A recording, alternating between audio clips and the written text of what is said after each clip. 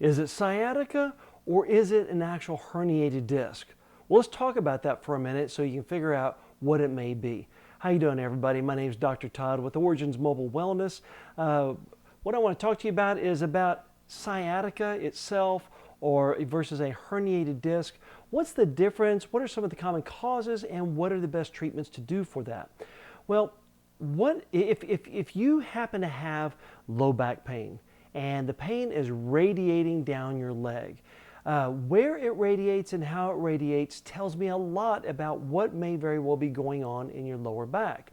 For example, if the pain is coming from your lower back or the sacroiliac joint, which is that area in your lower back where the back meets the buttock area, and you see those two little dimples on either side of the sacrum, if it's stemming from there or if it's just buttock pain, chances are it's probably sciatica.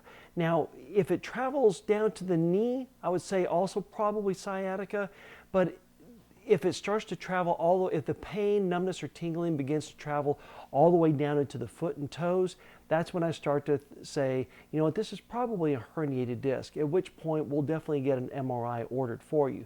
But as long as the pain's just going into the buttock or into the thigh or down to the knee, there's a good chance that it's not a herniated disc and it's just a sciatica, either coming from, there's a back injury or nerve impingement.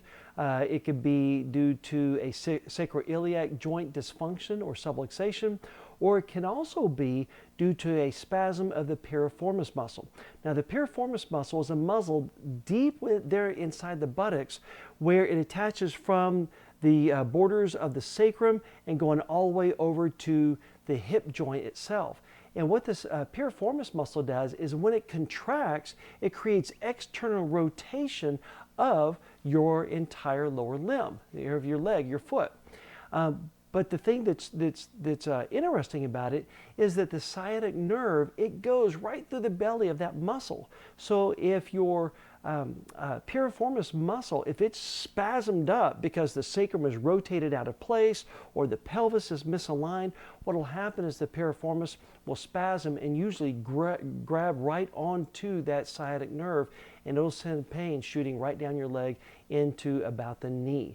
But like I said, once it starts getting into the calf or down to the foot or the toes, I start thinking that maybe there's an underlying herniated disc.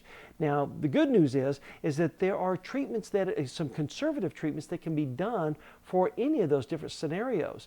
I would say over the past 15 years, I may have only had one patient that we've actually had to refer out for spine surgery because of a herniated disc, which means that everybody else, and I'm talking 99.5% of all my patients, they've been able to avoid spine surgery because we were able to get the correct treatment on them to actually correct the underlying dysfunction within the spine.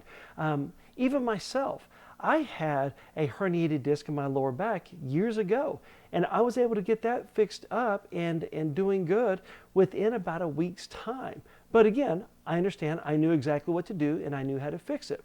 Well, the same thing can be done at most chiropractors' office. But getting in there, stretching out the piriformis muscle can be very helpful. Getting spinal adjustments from a licensed doctor of chiropractic, absolutely crucial. You've got to get the adjustments done. But in the event that if you feel it, like I said, if it's the further down the leg the pain goes or the numbness goes, then usually the more serious the issue is.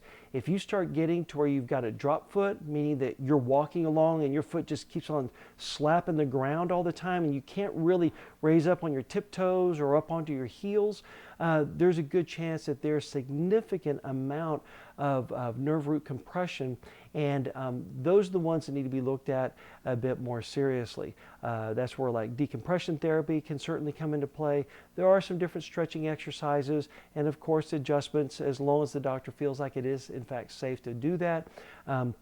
But like I said, once it starts getting down into the calf or foot or toes, that's when I'll definitely refer someone out to get the MRI, so that way we can get a better look at it and see if there's a better way to actually treat this so that we can keep you out of surgery.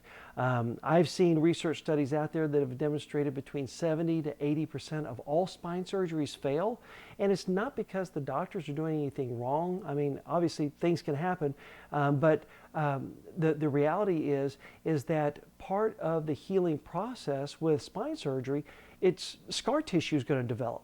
And there's not anything that any doctor can do that's going to prevent scar tissue, because that's just the way the body heals. Now, scar tissue, it's hard, it's fibrotic, and usually nerves get entrapped within that scar tissue from the incision itself.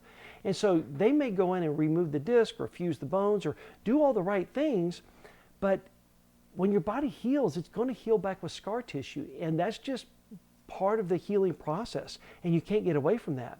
Now, there are some people, they scar up far more seriously than other people do. Some people can get surgery done and you can barely see the scar on the skin. Whereas other people, they'll get spine surgery done, or they'll cut their arm or anywhere else, and they get these big keloid scars. People who get keloid scars, I definitely recommend not to get spine surgery unless it's absolutely necessary. And I understand there is a time and a place for everything. Especially when it comes to back pain and herniated discs. You know, there's a time and a place for surgery, there's a time and a place for rehab, there's a time and a place for chiropractic adjustments, and there's a time and a place for everything else under the sun. I think that the key, the secret to being a good practitioner is knowing what time it is.